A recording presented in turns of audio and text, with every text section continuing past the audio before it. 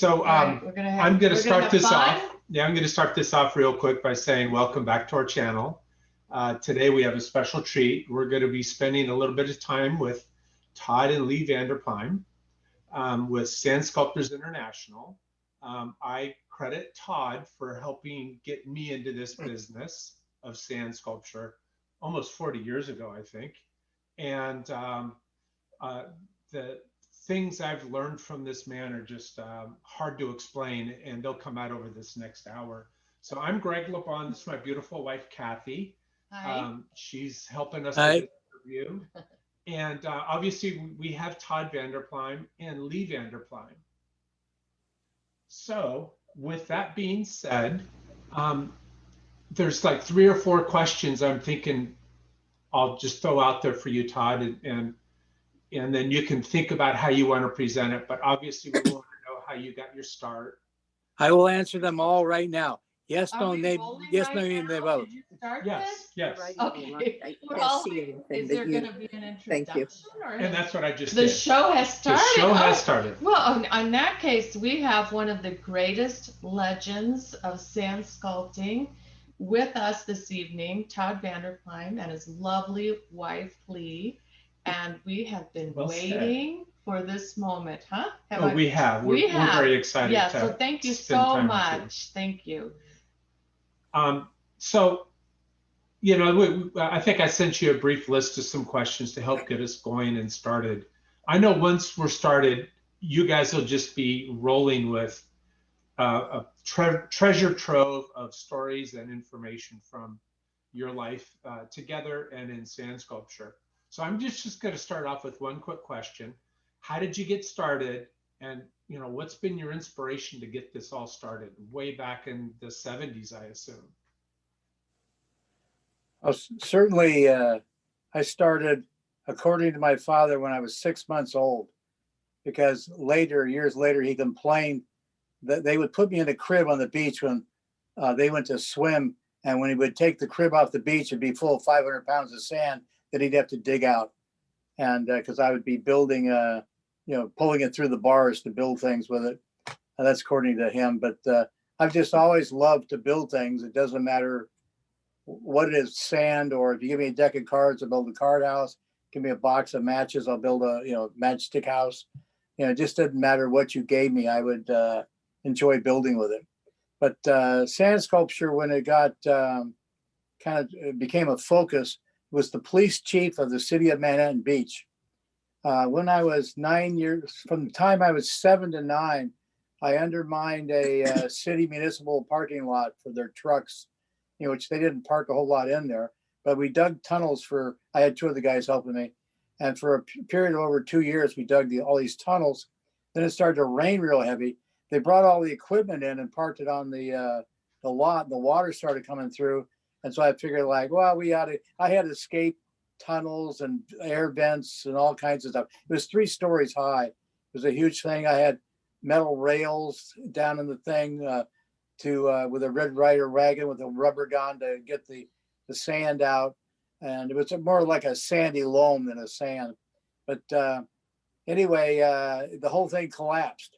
And the stake bed truck fell into our main, we had a meeting hall, and fell in. All you could see was the stakes. And they thought it was old Indian caves. And then when they dug down there, they found the kerosene lanterns that we were using for light and some of our toys and things that we'd left in there. Sounds really dangerous. Figured out. Mom? I love this story. Are you kidding?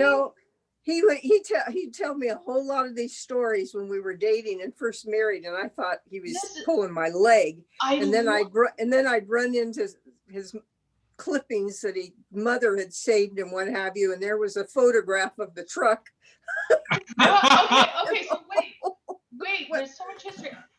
What town was this in? Manhattan Beach. Manhattan Beach, and then Manhattan Beach, right by the pier. Yeah, it was right. They used to have a municipal parking lot right, up from the Strand behind a bar called the Knot Hole, and just off of Manhattan Beach Boulevard.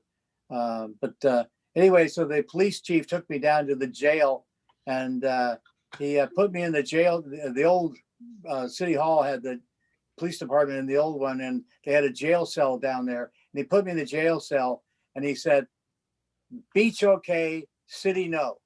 Beach okay, city no." And I said, "Okay." And then I said, "I kind of like it in here." And then he said, "Get out of here." He kicked you out. And so after that, I started, spending all my time on the beach. Really? So you were playing in the sand as a teenager? Well, from the time I was a little kid. He was a kid when he did that other thing. 7 to 9 years old was when I did that. So when was the first kind of sandcastle with a bucket that you turned over and tried to lift it off? First time I used a bucket was when I was about 10. And, obviously it was a challenge because the suction prevented the sand from coming out well. And I took a bucket, I cut a small hole in it to let the air out.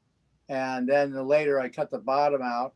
I was using also PVC pipes for casting tubes, but that happened, most of those things occurred through the 70s. And I started using wooden forms in 1975. No, because what happened with the wooden forms, we had worked on a house right after we got married. We took a house from like 600 square feet to 3,500 square feet, doing most of the work ourselves. It was almost the end of our marriage. The first time that was almost the end. Having children and hoses across the kitchen to do the laundry and then use it over here to do that. Anyway, Sunset Magazine came out, and they had to wait for the sun to get just right to photograph different parts of the house that they wanted. And so he's sitting around with the photographer, and the photographer said, they started talking about sandcastles and things. And he said, "Would you like to write an article about how to build a sandcastle, how you go about it?" And that's when he first started doing drawings and things about sand forms out of wood. And he made illustrations about how you would make them and so forth in order to compact sand. But I already had the sandcastle forms. No, you didn't. Yes, I did. Well, I didn't. What year was that?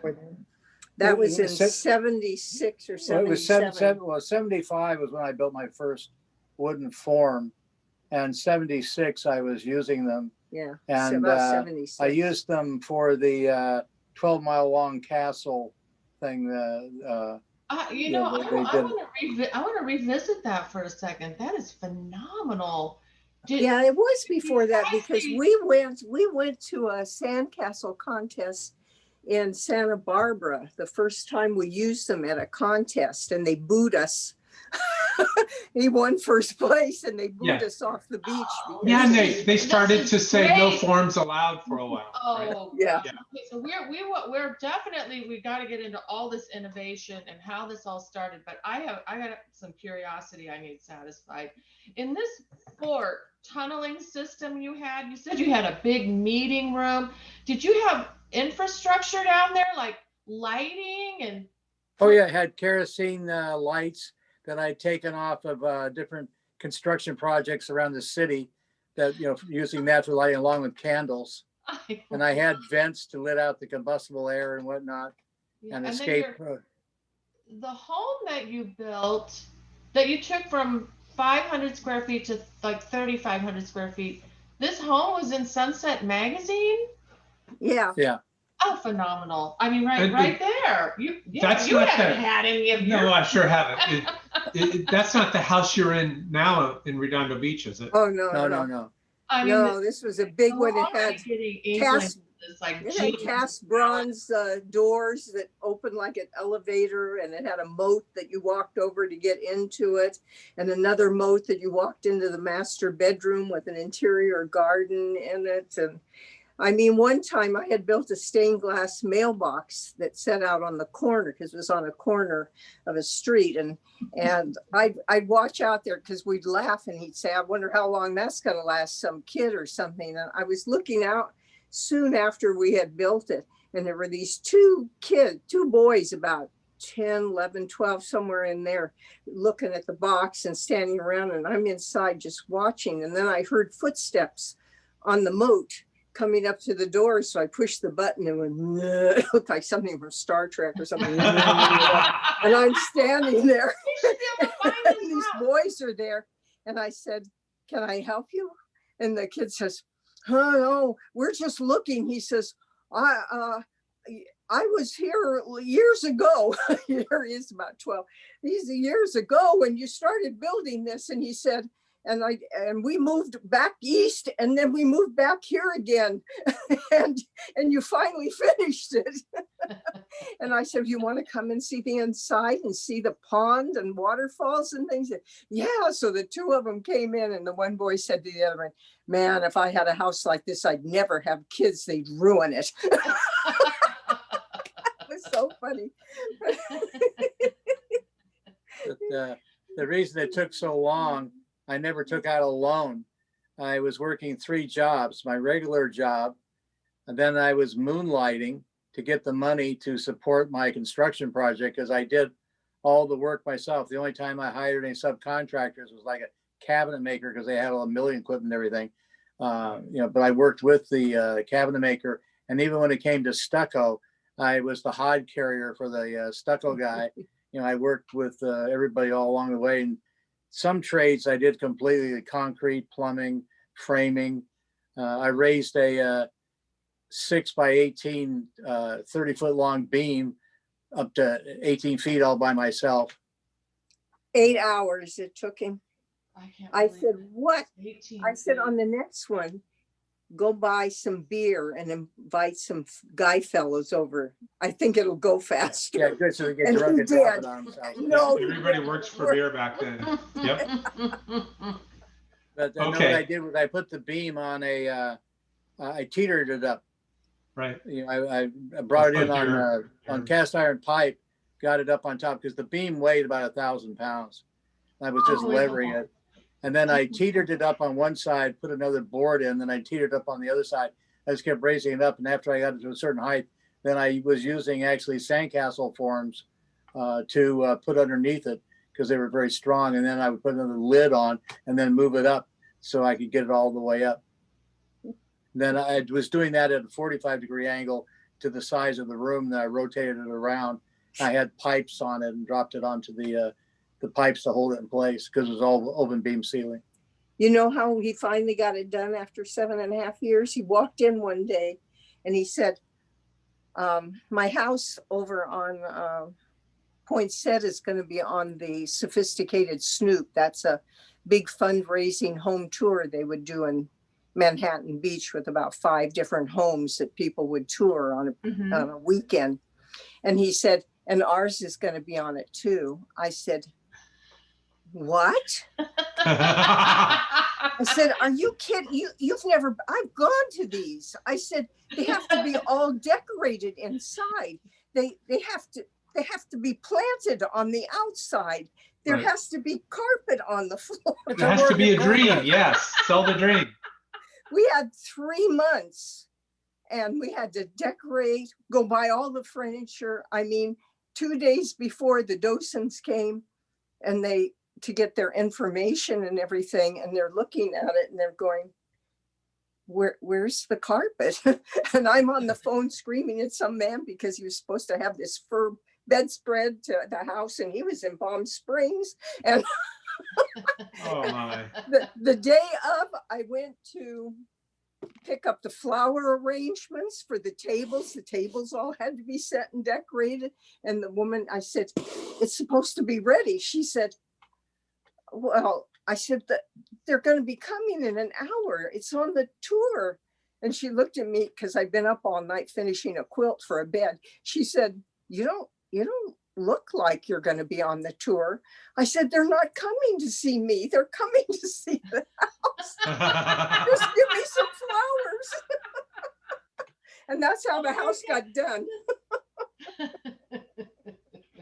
Okay, These so are very typical stories from Lee and Todd. those are great. So let's take this back to the first time time they used forms, they got booed off the beach. Yeah. Did you hear that? Yeah. Did you other sand sculptors out So- there hear that? The first time forms were used, the sculptors got booed off the beach. They were Yeah. cheating. Yeah. But before that time, you were talking with Kent Trolin about Corona del Mar and them putting things on all the Sandcastle. Oh, well, yes. we used to go down to those. The first one we went down, we saw they were doing things like this.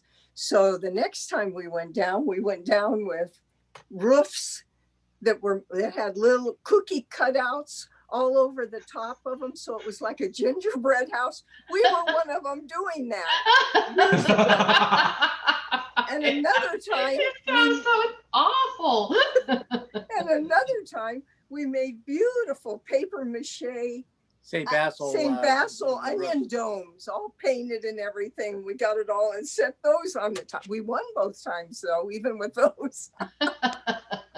Well, we'd love to see pictures of those if you have them. Oh my God. We realize that's a long time ago, but through that conversation with Kent, what we learned is how that contest had evolved, and you played a very integral part in that, Todd. Your thinking and I guess some of the I don't know, pushing people ahead took a little being a little bit rebellish, it sounds like.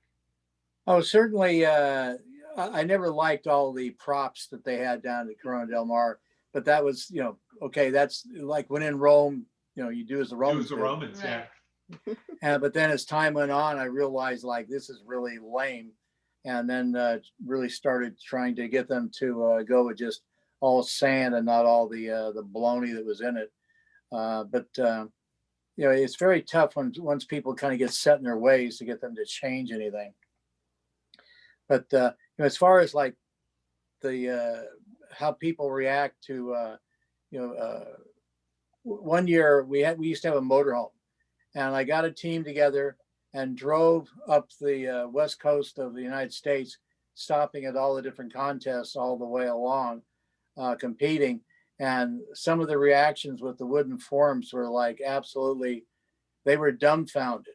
Instead of going like, oh wow, we can do this, it was like, oh no, sacrilege, whatnot. They and one thing I would always call ahead of time, be sure what the rules were, and they told me that that I could use forms. But after we got there, we built our castle. Then they changed it and said no, forms are not allowed, and disqualified us. Which was like totally bogus. And the newspaper was there, and they complained, and then they put us back in. But they'd already given the first place prize to somebody else, but then they gave us a special first place prize. But I gave it back to them. Because that was just. I do remember that backlash against forms. That's it just seemed like it was too much inconvenience for others to do to be able to compete, and we had a distinct advantage with the forms. So at first, to the mom and pop competitions, this was controversial. But okay, so here's my question. What were you seeing at that time? Was it just very flat sculpture? Just like a turtle or? No. Well, yeah, there was like a lot of turtles and crocodiles and mermaids laying down, things like that. But it was like if you took people's projects and you drew outlines around them, they were very pyramidal, about maybe a maximum 45 degrees up. But when you had forms, you could get up to around 80 degrees, verticality on it. Yeah. So a lot of people didn't get quite that vertical. But the thing with how people react to anything which is different, they normally just step back. When I was in high school, I built a pier that was 120 feet long in El Porto, which was a private beach. And every day there was this woman who had 2 Afghan hounds, and she would walk by and she'd go, "Cops are gonna make you tear this down. Cops are gonna make you tear this down." I built the thing over a 3-month period. Had 12 by 12 pilings and everything, and nobody ever stopped me. So I just kept building until I got it all done. And I lived on it during the summer. But Lee didn't believe that one either until she saw the pictures. I did. I saw the God, pier. that's in crazy. Bill. I think it's fantastic. Yeah. They, to redeem ourselves from the St. Basil's one, I will say that one time down, we have this beach down here that's between Torrance Beach and Malaga Cove. yeah, at Malaga Cove, Oh. but it's Okay. called Rat Beach.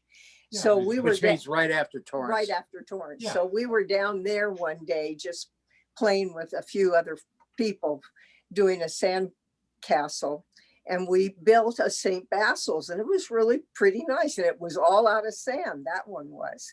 And then one day I was That actually got on a book, by the way. There was a book. no, it wasn't a book. Yeah, it was a book. It was a Sandcastle book. It's out in the garage. I have it. Oh yeah. Yeah. Well, that's not. She forgot. That's not where I saw it. So I went.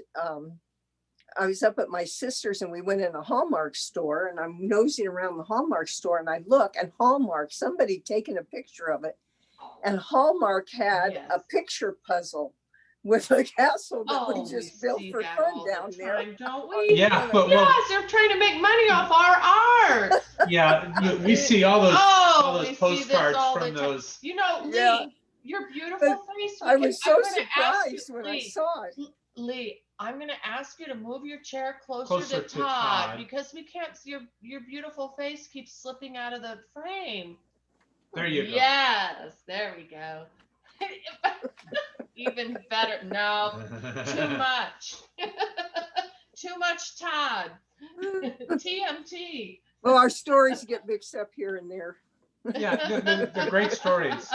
That's fantastic. The innovation of formwork really changed the fabric of sand sculpture forever. Well, And- I always think of it as first we have to build our marble, and that's what the forms do. First, we have to build our block of marble. Mhm. So, but before, I mean, listen, I've known you came with forms on the side of the house, but I mean, that came from Forms Todd. in my backyard Yeah. now. It sure did. So Todd took his construction knowledge and extrapolated it down to the beach. Yeah. You're a native. Are you native Californian, Todd? Yes. Me too. You're both. Yeah, we're Hollywood. both natives. Okay, I was so born let's in fast Manhattan Beach. let's fast forward to kind of these first kind of big projects that you were doing in the later 70s, where you maybe met Norm Krause or you met Gary Kirk, and you started to think about going professional. He was already And- doing this though. He and Lee were. Oh yeah, Yeah. they had been doing this work. So you know the next kind of chapter in this is that it started to get more serious. You started to bring more Go people up and down the into it. coast to various contests. Let me see, he had a whole schedule where Yeah. he needed to stop and But then you have to hear when he decided he was going to do it full time. Okay, I'm all ears. How did you take Yeah. that, Lee? Because what was that step? Because okay, now you're Okay, doing well, this first on he your has own. to tell you about his first job that he got, he got a phone call. I got a phone call from Dick Clark in 1976. Are you And kidding? yeah, you know, well, I thought know I didn't people think it was. I die thought it for was that, one of wait my for that. friends, you know, putting me on. And I said, "This isn't Dick Clark. This is an, you know, personality impersonator, you know, thing." And he said, "No, it really is Dick Clark." And he gave me his phone number. You can call me right back. And I realized when he said that, it really was Dick Clark. And I said, "Oh, why are you calling me?" He said, "I want you to build me a sandcastle." And I said, "How did you get my name?" He said, "Well, I've been calling all the chambers of commerce in Southern California, getting the winners of the sandcastle contest, and I keep getting your name on all of them. So I figured you're the one to talk to." And so you know, he had a good old days program, and Annette Punicello, Tammy Wynette, Frankie Avalon were there. And he went up to his house. Malibu was built there. Beach And, blanket bingo. Yeah. And built a they built a castle which Avalon and Annette Punicello were supposed to wreck it after it was done, but Dick Clark liked it so much he changed the script and, you know, didn't want to wreck the castle. It was about 8-10 feet tall. It was pretty Nice. tall. And the other thing that Dick Clark said was, he said when he wanted me to build a sandcastle, because I was still surprised, he said, and of course we'll pay you too. And then it was like, wow, castles and money together. That was the beginning. Oh, that was it. Ding, ding, ding. Light bulbs were going off. What year was this?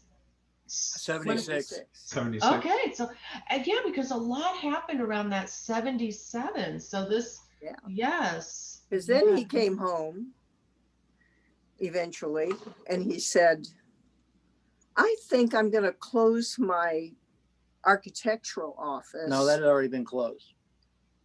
Not before then. Yes, because I went from architecture to professional gambling. You were gambling then. Yeah, gambling. No, I know you still had the office open. I had it open, but I was, I gave that to Steve, and they were doing more of the work. Yeah, they were. While you were gambling. Yes, because I was gambling full time.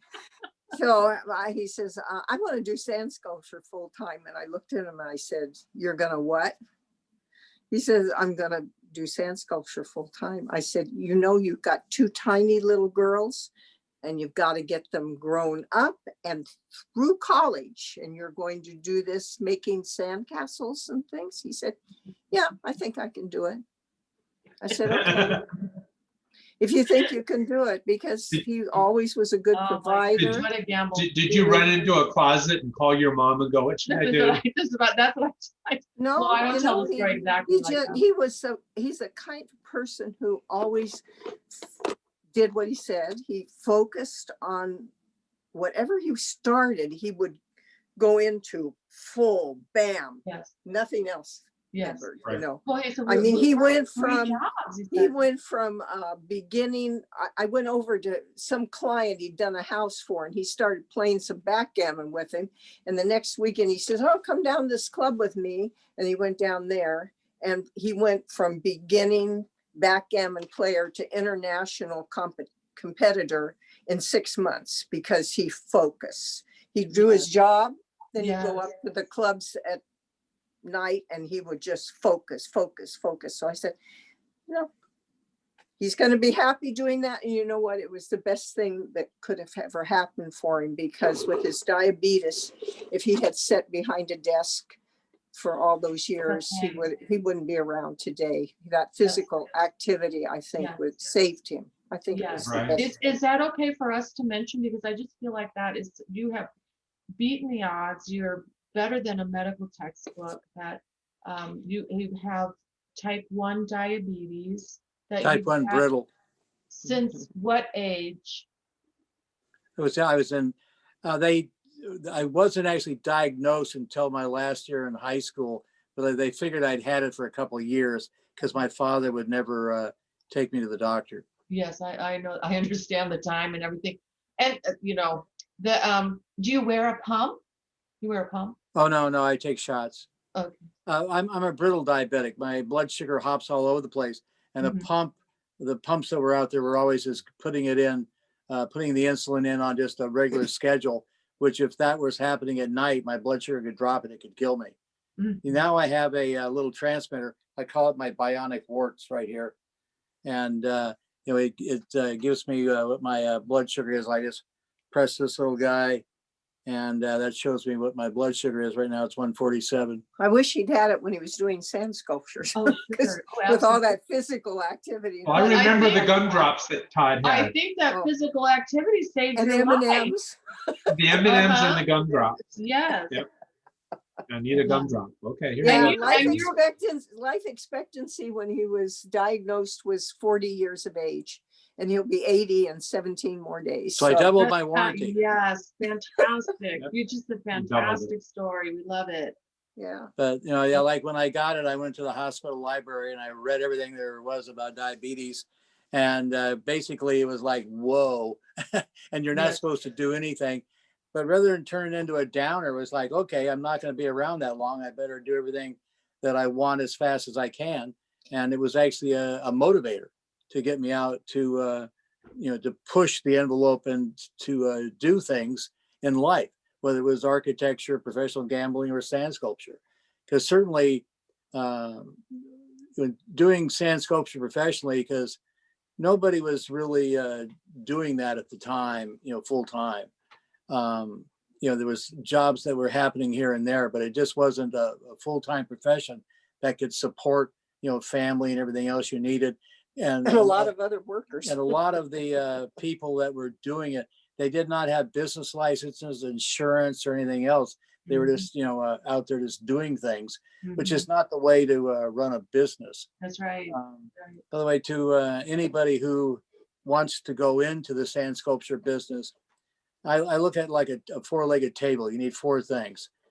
One, you really have to be the sculptor, the artist. Two, you need to know all of the logistics, the components, the different sands, the lumber, like where do I get my sand from, what kind of sand, to know all those components to go together. The third thing that you need is to have a good business sense. Most artists don't have that. You really need to understand how to operate a business to make it work. So you're not going to, I mean, small businesses, 9 out of 10 of them go under inside of like 5 years. But the fourth thing, the most important, is attitude. It's who you are. It's the cohesive that holds the other three together. You put those four together, I guarantee that person will be a success. And you know, that's you know, for not only for sand sculpture, but any type of business, you really need that. And if you really are short on one of those legs on the table, you need to find somebody who can fill that slot for you to really make it work. And then, you know, you can balance everything. And as long as you can, you know, there's somebody that you can trust that they're not going to, you know, do something that's going to cause the whole thing to collapse on you. But anybody Well has said. a dream. I'm sorry? Well said. I like that. Yes. Anybody who has a dream, you know, I really would encourage them to pursue it. But before they go and pursue it, to really think about those things I just said, so that they're just not flying blindly ahead, because the people that do that, their chance of success is very slim. And so many people, you know, have had just failed. It's like you always hear about the person that wins the lottery, but you don't hear about the other 300 million people that, you know, didn't win. You only hear about the winner. And you know, you really need to look at all those details. You know, if you're going to go out and try something to try to make it work in whatever business it might be. Sand sculpture, definitely, you know, certainly I got into it at a good time because it was really on the upswing. It was the new kid on the block, marketing wise. And you made it that. I feel like you were the only kid on the block. Santa Monica Place made it that because well, of the. No, I wasn't the only kid on the block. There was other people, you know, doing it, but Well, it was I like, know, but Santa Monica Place put it into the marketing film firmly, because that's when they did all the write-ups for the associations of the marketing people that showed the foot traffic increase and everything else. That's what Santa Monica Place you did. know, And I then, have more curiosity that needs to be satisfied here. So before we take the next step forward in the sand sculpting timeline, what I'm not a werewolf. I'm not a werewolf. Well, prove it, because what is this professional gambler? Tell us about. Well, that seems pretty risky. Well, no, I mean, he's good with numbers. There's something about that. It's another well, certainly. I mean, I've facet of his personality. You need to do that another time, because it is one long story Okay. with multiple levels of gambling. Oh, I mean, yeah. Well, I'll give you a real short synopsis. Okay, just a little. Did you win or lose? I ended up being a U.S. Open world champion in backgammon. I was a world-class poker player, and I had the honor of being kicked out of every casino on the face of the earth in Blackjack County. Okay, so you were winning a lot of money. You were earning a lot of money. And oh yeah. And he's tried many things. He's done many things. I mean, 10 years after he got kicked out of Vegas, he was down doing a sand sculpture in Vegas. No, the one down in Australia. Oh, Australia. Australia, and he just wanted to put some money into one of their banks. He wasn't even going to gamble. Was that no? Well, what happened was the client gave me the second leg of my money in cash. You know, it's like, you know, I don't want to open up a bank account or whatnot. So I went to every state in Australia has a casino. So I went to the local casino and I was going to put the money up at the cage. Normally when you're going to gamble, that's what you do. So I got the forms, whatnot, and I gave them the money. And I was with Greg Glenn, Kevin Crawford, and Brad Gold. They were all with me. And I put the money up, and I'm waiting around. They were gone too long. Something's wrong here. And then all of a sudden, the general manager, the head of operations, the head of security, and this woman come back out, and they go, "Well, Mr. Vander Pluym, we would like to welcome you to our casino, but we'll have to ask you not to play any blackjack." At which point Greg said, "You mean all that BS you told us was true?"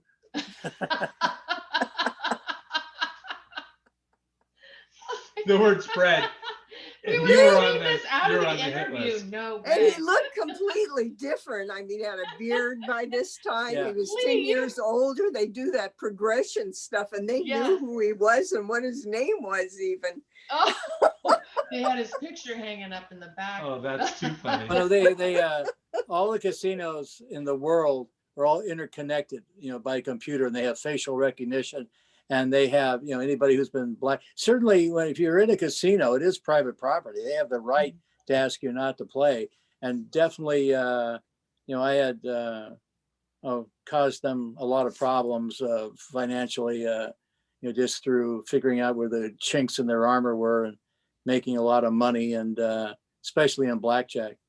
Yeah, so back in the day when they were just using 1 or 2 decks, it would be pretty easy to card count. Oh, no, it was a 6-deck boot. Oh, They were using a 6-deck boot at the time, but I could count a 6-deck boot, and I could actually count it. And after they shuffled, I would know what the count was before they dealt the first card. Oh my, you've got photographic memory or something. Crazy. Well, Okay. I'm glad that we went over Yeah, that. that was fun. That was fun. Now, Okay, the first big sandcastle that he organized was in Manhattan Beach. Okay. In 77, we just moved into this house, which was supposed to be a temporary house, but we won't get into all of that. So anyway, he organized the 12-mile Sandcastle. Which wasn't just in Manhattan Beach. It went through Redondo, Hermosa, Manhattan, El Segundo, El Porto, Marina del Rey, Playa del Rey, This is all one piece. all the way up to Santa Monica. One 12-mile long Guinness Book of World Records. It was basically a wall. Okay. With nodes. No, of it wasn't a castles, wall. right? It was a whole series of castles. But he Interesting. got the Bridges public to come down Yeah. behind the beach and work on it. Okay. Yeah, it was like, it was designed. There was like 20,000 people that worked on it, and I had Wow.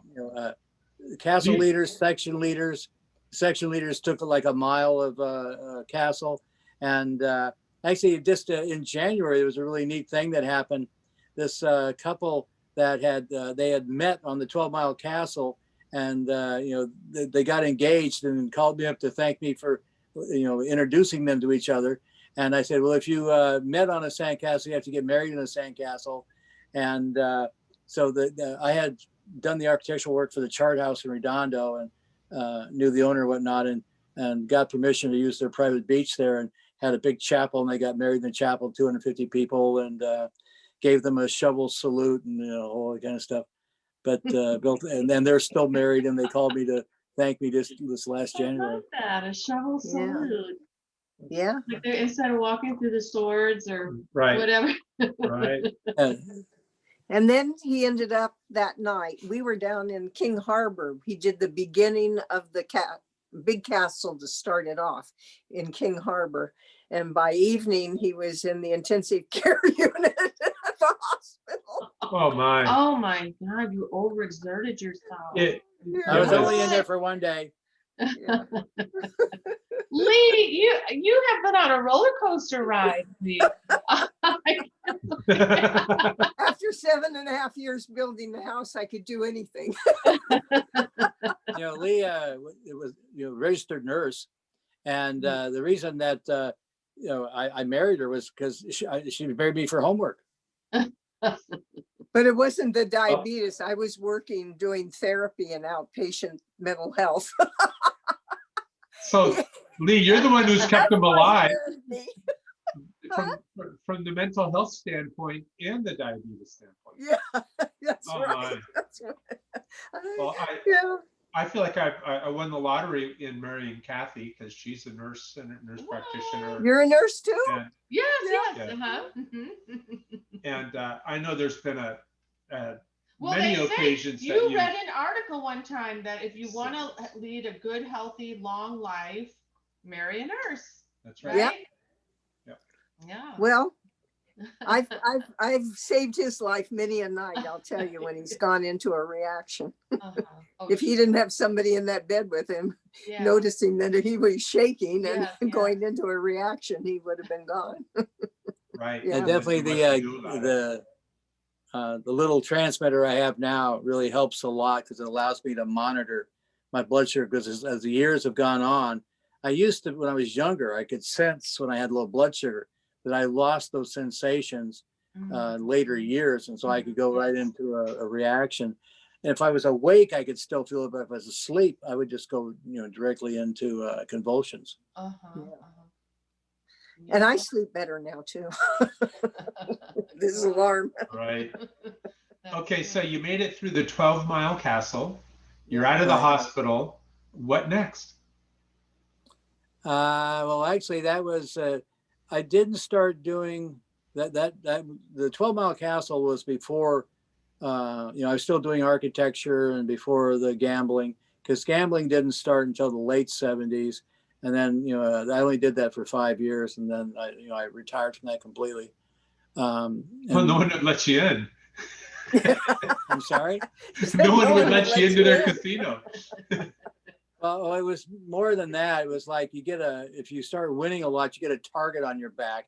And so when I would go to play with people, they say, well, I have to give you this spot or give you odds or all kinds of stuff. So like, why do I want to do that? If I lose my edge odds, what's the purpose in gambling?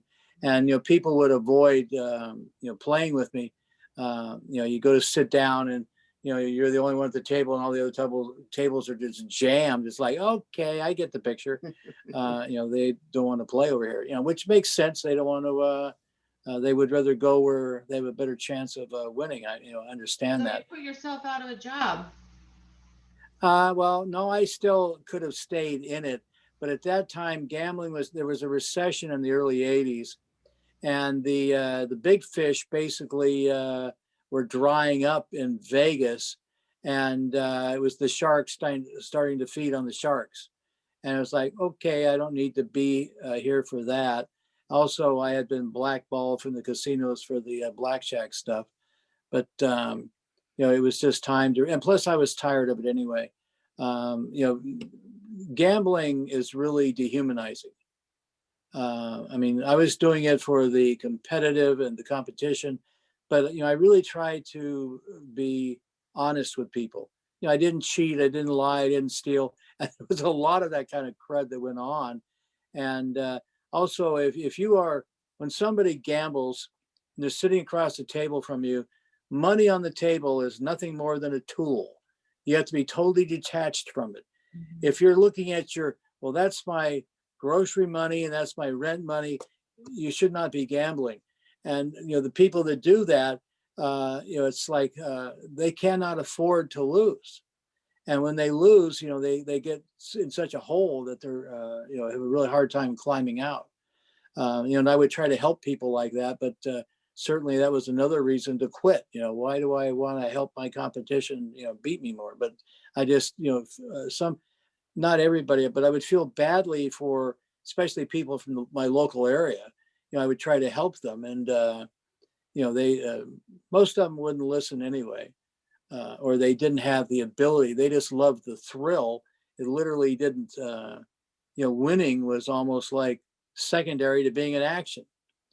For me, the bottom line was what mattered.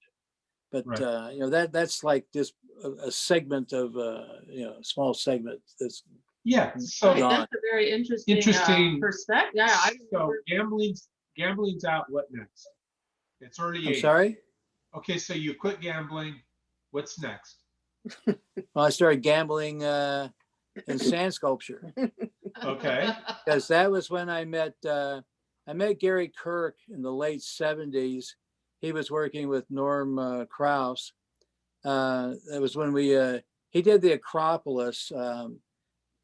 Do you remember the year of that one? You know, I don't. I didn't really get into this till about 83 with you guys. I was up in Oregon Were at you, Cannon Beach back in 81, 82, getting were my, you on the, what was the big round domed one? On the Del Mar, or was it Del Mar? That was Flash No, Gordon, no, City of no, Mingo no, and Planet no, Mungo. no, no. can't, The was big it one, the big one you did. Camelot? I did Camelot. Camelot. with you Camelot. guys. Did you work Yeah, on I Camelot? was there for Yeah. for Camelot. Was that the I first one? remember Todd had Yeah, the first big one. drawn pictures, big architectural pictures of it, like a year or two before you did Camelot. Yeah, it was Right. In gorgeous. sand. Yeah, those were phenomenal. I remember the poster. I think I still have it. If I can find it, I'll Yeah. overlay it as an image. And then we had someone do calligraphy with it, and it was an amazing introduction to this amazing sand sculpture we did at Pacific Beach with the tractors that got a lot of media, that fueled a competition for the Guinness Book of World Records between Pacific Beach and Treasure Island in Florida. And we talked about that with Kent Troland on that interview with Kent. And I want to talk to you about all that. I want you to share your angle on how all that happened and your perspective on, you know, the struggles and the accomplishment of doing that. Does that make sense? Sure. Well, first of all, from my perspective, bigger does not mean better. I mean, like when I look at a sand sculpture, I want it to be carved all four sides all the way down. Having a big pile of sand with this stuff on top, you know, this does not cut the mustard for me. I like it to be a complete composition. Right. That's totally carved. And the big projects, the ones like the Sleeping Beauty castle, you know, which from the street side was carved almost all the way down on the street side. But if you looked at the other side, it was not. You know, it was just a bunch of sand back there. It went down a little bit, but the rest of it wasn't done. Same thing with Camelot. You know, so these big projects always seem to lack, you know, a completeness. The one that we did in Kamiishi in '89, that one was carved top to bottom, all four sides. And a phenomenal project. That's on the website. And right. And I was there. I got a lot of photographs that I'll be able to populate as we talk about this also. Yeah, but that one was probably in, I mean, when people used to ask me, what's the best castle you've ever done? I would always say the next one, you know, just a throwaway. And like, what's your ultimate desire? To die while working on a sand sculpture, just not this one. You know, I would always just have these little sort of throwaways. But my favorite castle is that one in Kamiishi, because it was the most complete and you know, compositionally, the detail, the unity, the camaraderie of the people. And you remember when we left and all the Japanese bowed on the highway? Yeah. Wow. Yeah. We were in a car. What? But we were in a bus, and you know, we were leaving, and I wanted to say goodbye to some people, but there was nobody in the town. There was only the girl behind the desk, and I didn't know what was going on. And the bus got out to the highway and turned, and all the people in the city were lined up along the highway on both sides and bowed as we went by. And it was like, oh boy, it was a real humbling experience. We touched that community moment. Because we had about 100 to 200 volunteers. Yes. And I mean, you couldn't miss this castle. It was, I don't know, 40 feet tall or something. Yeah, it was a little more than 40 feet tall. And but it was also the volunteers, the city, their copper mines had closed down. And so they were trying to think of some way to raise awareness of Kamiishi. And so they decided to, you know, do this sand sculpture. And, you know, I was connected with a marketing company that, you know, got the job. And, you know, one of the things was like, Japanese always work in entourage. You never like meet one person. It's always like, you know, three people. And so I had to go over to Japan to make a trip. It was almost sort of like, is he real? So I had to go to Japan. He just wanted them to send sand. No, you got to come over here and feel the sand. Yeah. I would always have people send the sand. I would test it. So, by the way, you were talking about sand with Kent. If you take on the beach, a wave goes back, you reach down, you grab a handful of sand, squeeze it, open up your hand, roll it back and forth. If it stays together, that's really good sand. If it cracks in half, it's okay. If it really breaks apart, you're on the wrong beach. Real easy test that anybody can do. You don't need anything special. But so I go to Japan, and it's like, going trains, rails, and cars, to get up to Kamiishi. And it was like sunny before we went. This was during wintertime. It was sunny before we went to the tunnel. Came out on the other side, and it was snowing on the seaward side. And I'm like, oh, holy cow! And they take me down to the had a meal, and they're doing all this sort of like just kind of formalities. They're just all the formal stuff they have. And I had an interpreter with me, and he's telling me what not to do, which of course I have a habit of doing everything you're not supposed to do. And so we get down to the beach and trying the sand, and all the Japanese were in black. They had umbrellas to protect them from this. Well, they had black suits and long black trench coats, and they had umbrellas, and they're standing there. And I would test the sand, and then the interpreter would say, well, is this okay? And I went like, no. And then he would tell them in Japanese, no. And they all would go, they do together. And so I went to like 4 different places, and it was always and standing in the snow. And so then I said, well, can I try over here? And I walked to another part where the river was, and I grabbed some sand, and he goes, is this okay? And I said, yes, this is good stuff. And he tells them, they go, so. It looks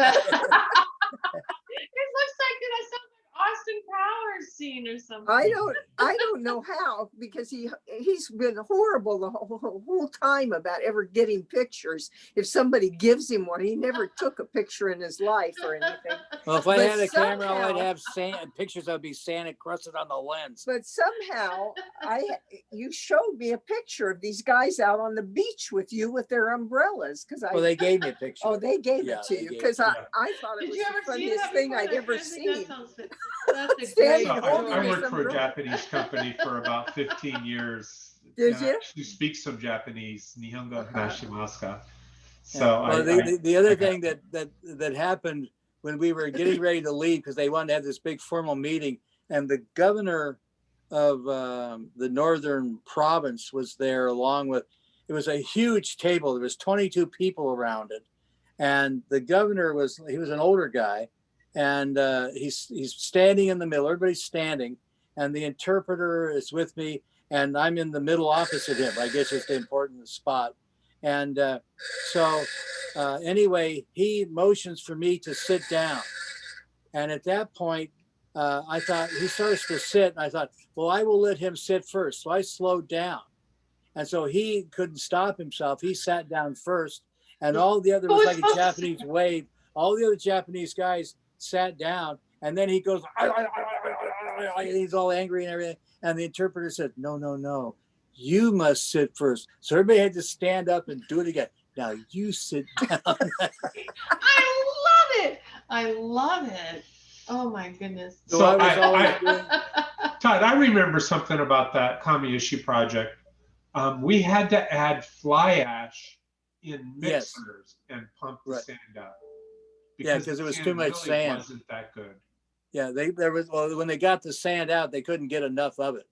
Right. And so we added fly ash, to the upper parts. But it was like frosting on a cake. The bottom of the castle, 30 feet tall, was a big pile of the bad sand, and then with these hoses, they just shotcreted onto this about a foot thick. I've never seen that before. Yeah, well, actually, that stuff was, I had them mix it in a cement mixer. I don't know if you recall that. Yeah, it was in cement mixers. They mixed it up before it would come up. Yeah, and it was, they put enough water in it that they could actually pump it, and they literally spent days creating the the mixture. The substance. Yeah, to cover this Yeah. pile that was, you know, Mm-hmm. 150 feet long and 75 feet wide. Mm-hmm. And they filled all the forms with it too. Yeah, it was all, you know, that had the, and it was good stuff to carve with. It was really strong. But is that the job where they told you that you were Japanese because of your work ethic? Yeah, they said you might be American, but your heart, your soul is Japanese. Yeah, I remember you stayed out on that pile one night when we all went in for dinner. Where's Todd? You know, it's dark out, and I don't know, you had some kind of light, and you're out there trying to put a few extra windows or whatever onto the tower. And the thing when that job started, the Japanese did not have it was not only just me, it was the whole team, that Americans did not have a good work ethic. And so, because they had set the thing up to be an 8 to 5 job with an hour off for lunch. And, you know, that was just, at that time, that was just, it takes more time to do the thing. And so, you know, when we got down to the beach on the first morning, they were all lined up in their uniforms. They had like, the construction guys had like orange uniforms, and the security had another color uniform, and all the volunteers were there just in their, you know, normal outfits. I mean, normally it was like gray. They wore a lot of gray. But, you know, everybody was like lined up, and we'd walk in and they'd all bow as we'd go by and whatnot. And I thought, well, that's, you know, really, you know, nice and what everybody says. I told the interpreter that we do not have enough time to do the project. I didn't realize that in Japan, because she had to talk to the city manager. And if you are at a lower station, which the interpreter is at a lower station, she couldn't tell the city manager that we needed to be there earlier. She had to put it like, the sculptor would like to, if it's okay with you, to be there earlier, you know, to change my words around. And I didn't realize at the time because things weren't changing. So the next morning, it was the same thing. And then I told everybody, I said, well, we're going to go in at 7. Remember that? And so everybody agreed. And we went down there at 7 o'clock. And all the people were lining up because we were there earlier, getting ready to you know, greet us. And they were like, oh, I said, it's okay. You know, we're just going in, open the gate, because they had fence around it and everything. And so, and then, but there was, for me, it was almost kind of like fun. Well, this is fun. So I ended up, you know, like going down there like 6:30, then 6, you know, I said, how about if we do it at 5? Then everybody was going, no, Todd. Oh, would you believe after 52 years of marriage, I think that I have heard every story except that he keeps coming up with new ones. I mean, just this last year, being here with the COVID isolation stuff, he's popping these stories up I'd never heard before. So we did 2 projects there in Kamiyoshi 2 years in a row. We did the fantasy castle the first year, and then we did the futuristic castle. Right. And I think the teams that we had were just a lot of fun, and the people were a lot of fun. What years and who was on the team? How many people? So it was 89 and 90. Yeah, 89 and 90. And let's see, the team had Greg Glenn, Brad Gall, myself, Donnie, Kevin Crawford. I know Dave Henderson went on one of those trips. Michael Stewart went on one of those trips. Right. Michael Stewart was there on the first one. And Todd. And then obviously Todd. Kathy Coven, you forgot about. Did Kathy Coven make it on those trips? She missed the second one. That was where I already had her ticket purchased. And that's when Carol Bieber went on the second one. Because she kind of looked like Kathy Coven. She was a volunteer at Santa Monica Place and flew under her name. Oh, wow. Okay. The guy that ran, I could get a guy in there, but they couldn't change the ticket. So I had an imposter. Right. That wouldn't work today. No, it wouldn't work today, but that's the way you could do that. Yeah, back in the day. And I remember this, after the second one, I took a little detour when we were in Tokyo and visited the Taisei corporate headquarters because I had just started to work with Taisei. which is a big Japanese design, build, construction company, real estate developer. And I had been to Japan, and I knew a little Japanese because of the 2-3 week long trips that we would take there. And having empathized and worked with the Japanese helped me get that job when I interviewed with a Japanese company. You know, konnichiwa and ohayou gozaimasu and isogashi desu ka, you know, just these little simple phrases that they just went, wow, this guy knows something about oh my culture. God. So Todd helped you get a job. Todd helped me get a job. Okay. Yeah, of course, if you speak a little Japanese, then they start blurting out everything, and it goes. Well, I remember to elaborate on one of your stories. You were working through the interpreter, and you're hearing everybody say hi, hi, hi when they're communicating, and you're going, hey, that must mean yes. You know, she did a good job. They're saying hi, hi. And hi means yes, but hi means yes, I understand. It doesn't mean yes, I agree. And I remember we were asking for a handful of things. Or each day there was something new. Hey, can we get a few more laborers to help with the pumping? Or can we do this or can we do that? And we'd always go through that same kind of diatribe of communication and hi, and we thought it was going to happen. And the next day it really didn't quite happen the way we thought it was going to happen or the way we asked. But you know what, in the big picture of things, it really didn't matter because as you say, Todd, that project, I think, is my favorite of all time. It is pulled together better than any project that I've worked on, that big. I mean, the Japanese were disciplined volunteers. You tell them to do something, they did it.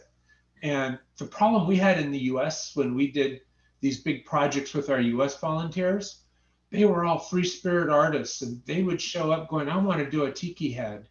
I don't care what the theme to this thing is. So we'd be building this Atlanta piece, and then we'd walk around the corner, and there's this strange tiki head coming out of nowhere. We're looking at, wait a minute. But that would never happen in Japan. They were, they followed, they listened, and they did. I have to tell you a story about one of the Japanese volunteers. I can't remember his name. He was really good with windows, and put him on windows, and he'd be carving the windows. He was really good and fast. And after the third day of carving windows, I always say, good morning, and just my limited phrases. And then I'd walk by him, he'd go, motto, motto, motto. And then the next day it was like motto, motto. And then the next day was motto, motto, motto. So I asked the interpreter, I said, what does motto mean? And she said, window. Because that's all he was carving was windows. And so I told her, I said, okay, I'm going to put him on crenellations.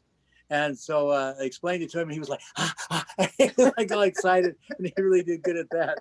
I got him off of the windows. You got off window detail and onto crenellation detail. Oh, there were thousands of windows on that thing. Oh. So I'm not kidding. It was thousands. Yeah, there was. So not to be a Debbie Downer here, but that earthquake back in 2011 sent a tsunami that took out Kamiishi as we knew it. Yeah, I know Kamiishi was destroyed. Yeah, just destroyed. I mean, a wall of water 40, 50 feet high. And in geologic time periods, we were dangerously close to being there during this. I know it was, 20, 30 years later, but you were in the location of where this wall of water. Yes, we could have been gobbled up by. Well, it wasn't that high. Okay. 30 feet. It wasn't that high. The wall of water was about, depending upon exactly where you were, anywhere from 12 to 15 feet actually high. That was when you were there? No. This is when they had the earthquake and the nuclear power plant went down. Okay. And there, what happened was it was the type of fault that it was one plate going under another, and the seawall they had dropped down, and so the water came over it. But that allowed the water to run in to a lot of the areas. Some areas a mile and a half. But Kamiishi, the city was just. Well, here's an earthquake for you. When he was working on Santa Monica Place, and we had a big earthquake down here, And here we are, the kids are standing in their doorways in the bathroom and the bedrooms, and we're all in a doorway, and the whole house is just moving and gyrating, and Todd's standing there, and he says, I got to get to the phone and find out if the Sandcastle is still standing in Santa Monica Place. And Came the back, funny, it's still all in one piece. They said, yeah, the funny thing stuff is all that over the place, but the Sandcastle. glass broken, storefronts, lights falling, And the sand but the sculpture. sand sculpture stood. Yeah. Yeah, that's was the important thing there. Anyone have any science they'd like to apply Well, to that? I remember a story from that one. We took out the center court. We decommissioned the fountain that was in the center court, and there were a group of old people. When you my age mean like took it apart? Well, we Or No, we just up? filled it with the Covered it up. sand.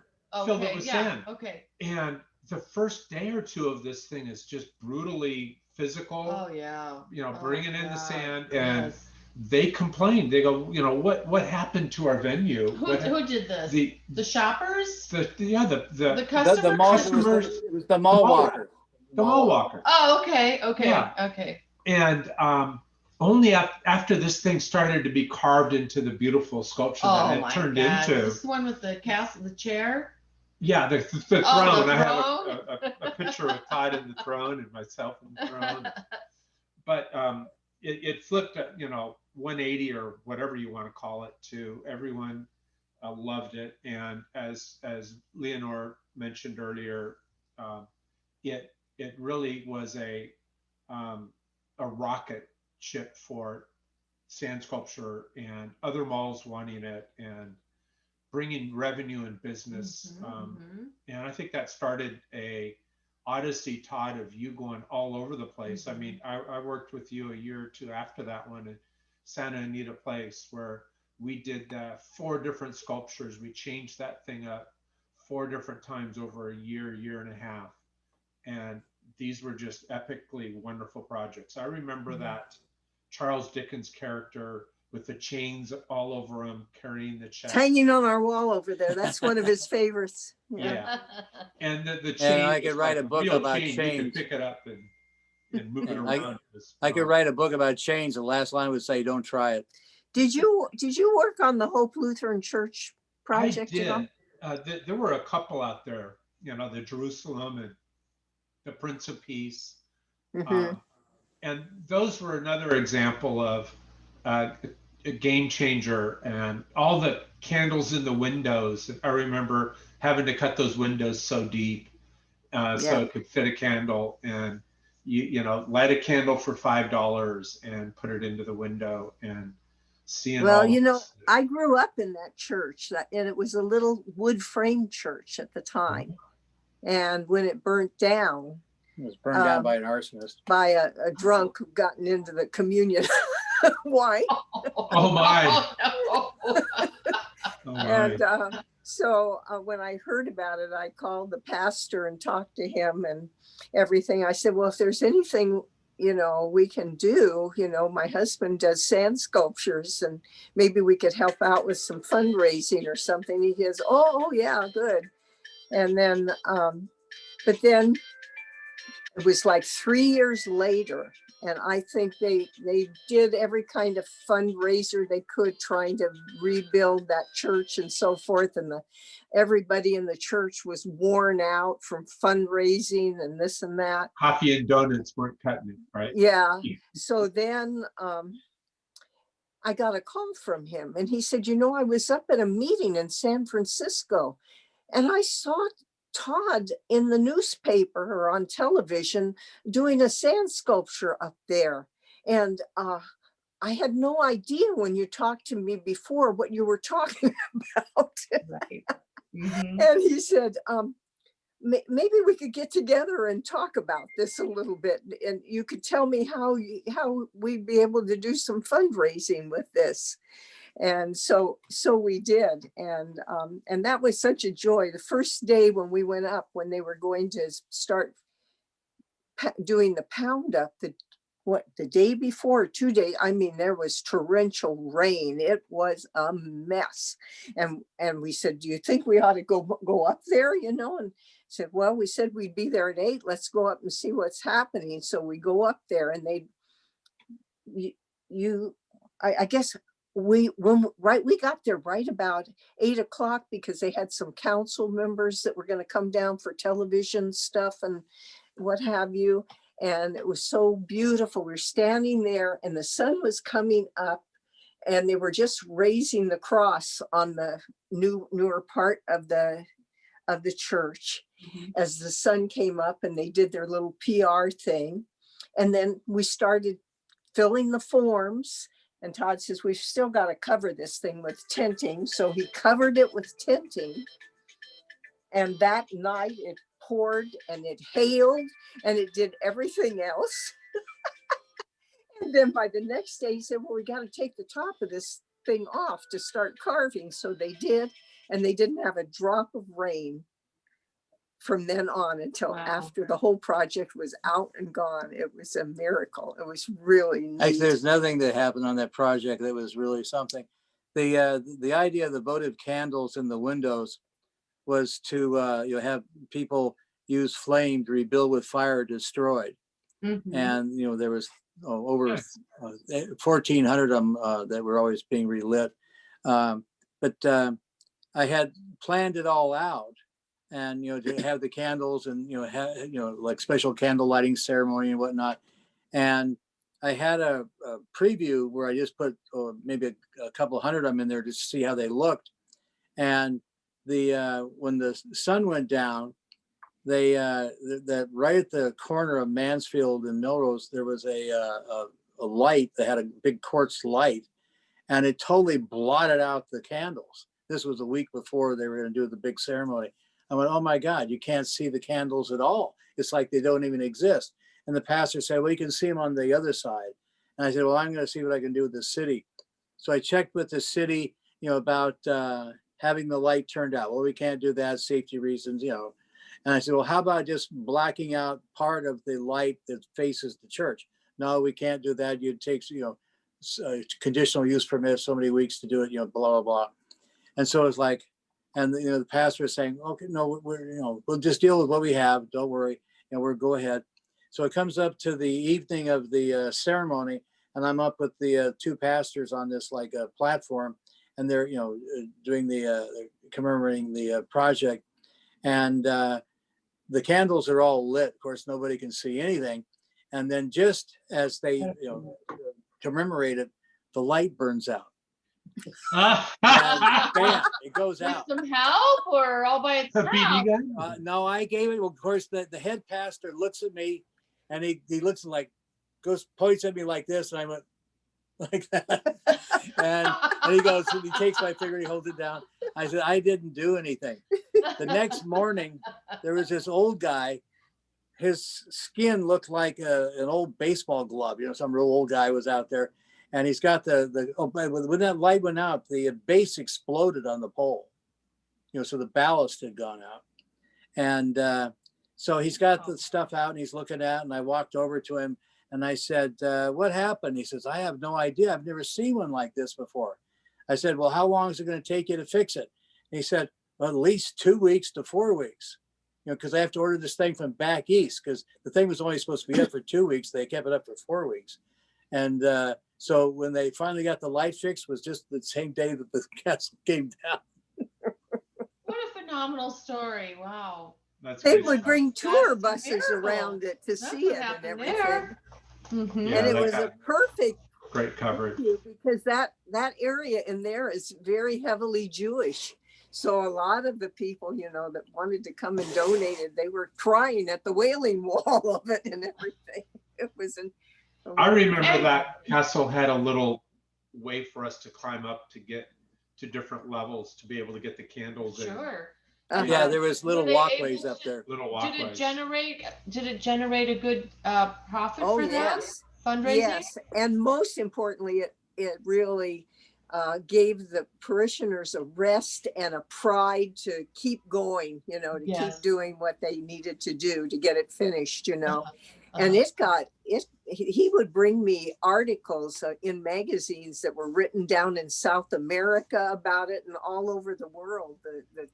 The story traveled. Yeah. The amount of money that they wanted to raise, they actually got triple what they were hoping to get. And the number of parishioners in the church tripled also. It really increased the number of people going to the Hope Lutheran Church. Yeah. So it's really neat that way. And there was some other like people things. One night I was down there, because I was working real late and whatnot, and they had a fence around it. And I was looking over on one side, and there was a homeless guy, and he just had this like look in his eyes, like he was just projecting into, because the candles were all lit on that evening, and he was like projecting into it. Then I looked on the other side, and Gene Hackman was doing the same thing from the other fence.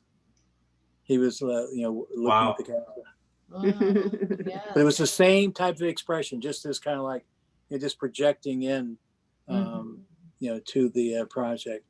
So some of my fondest memories are competing with you as a member of Sand Sculptors International, and creating the Norse Warrior and Cyborg 5. And when I showed the photos of the Norse Warrior to Kathy, she just like, I can't believe how amazing that piece was. I can't believe that piece. It's just incredible.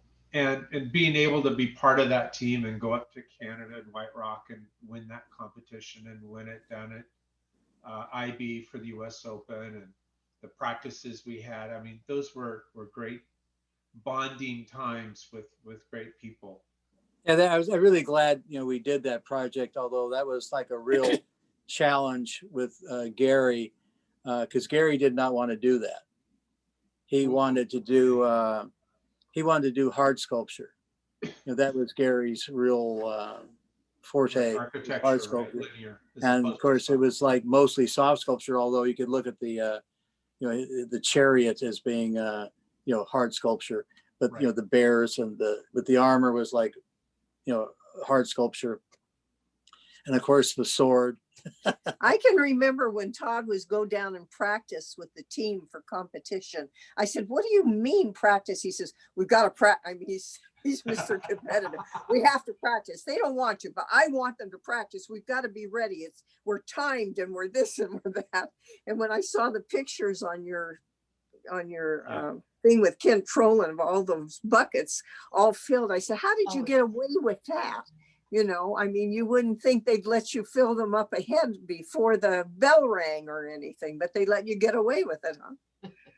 I still have some of those blue buckets, by the way. They've lasted, for almost 40 years. 40 years, Those are really good. Those were Chevron, buckets that I bought. I got them for like 50 cents each from Chevron. They were seconds because they were not exactly the right color. Right. So remember Craig Watkins? Why am I drawing a blank on Craig Watkins? But you didn't. He wasn't around sand sculpture real long. He worked on a couple of projects. Okay. But he had connections with Standard and got me hooked up with that, so I could buy all those buckets, because you weren't supposed to be able to buy them. But anyway, so I got those 800 buckets. But the advantage of pre-filling all those buckets, I timed how long it took for one guy to go down to the water. It was almost 2 minutes to fill 2 buckets. Yeah. So by having all those buckets pre-filled, you were saving yourself, literally it was like the 11th man on your team. Or 12. Oh, yeah. For the project. And, but like the practices, really, you got to polish, what you were doing on the project, so you knew where you were going, how you were going to get there. Practices obviously was a real pain to do, but still, to me, the practices were fun. Well, I'll tell you a wife story that's fun. So it's about 2 months or 3 months before one of my birthdays. It was my 30th. No, it couldn't have been my 40th birthday. 44th birthday. My 44th birthday. Tell the Move story. over this way, Lee. My 44th birthday. He said he was going to do a sculpture for a Christmas card, but he wanted to practice it. So I had a sandbox in the front yard. Yeah, in the front yard, not way out in the front, but behind a wall in our front yard. Right. And he put big sandbox and he covered it with tarp and what have you. That thing was sitting out there for, it must have been 3 months, I think. It wasn't 3 months. Yeah, That was 6 weeks.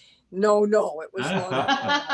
No, it was We had longer. long. And I never saw him sculpting on it, you know, and I'd come and I'd go. And then it got to the point where I would come and go and he'd go, and he and the kids were like, where are you going? How long are you going to be gone for? The daughters were doing this. You were doing it too. Everybody was, I said to a friend, I said, what is with people? I can't even walk out of the house without giving them where I'm going, how long I'm going to be. They're driving me crazy. I had absolutely, I was clueless, right? So, and I'd say, and then I'd start in on him, would you please do your practicing and get that thing done? That ugly big pile of stuff in the front yard there. So anyway, my birthday came and he said, where do you want to go? I said, oh, I want to go down to King Harbor. And then afterwards, let's walk around. Oh, no, this was add-ons. So we went down to King Harbor to have dinner. And after we had dinner, then she just said, no, we got to get through the dinner first. So I said, I want to go down and then afterwards I want to walk around the boats and everything in the harbor. So we get in there and we sit down and the guy asks us if we'd like a drink. And he says, no, we'll order right now. I said, do you mind? It's my birthday. I'd like to have a drink. So we have our drink and our food and he pays and we leave the place and he goes, and he's heading out toward the car and I'm going behind and I'm going, well, he's not going to let me walk around and look at the boats. Right. And I said, well, okay, I'm not going to say anything. So I get in the car and we drive up to the house and I'm looking around and I'm going, it was like going into a ghost town. Everything looked so quiet and bare and it was getting to a little bit toward evening. And I see this van with a satellite on it. And I said, that looks like a television van. Do you think somebody was murdered up here? I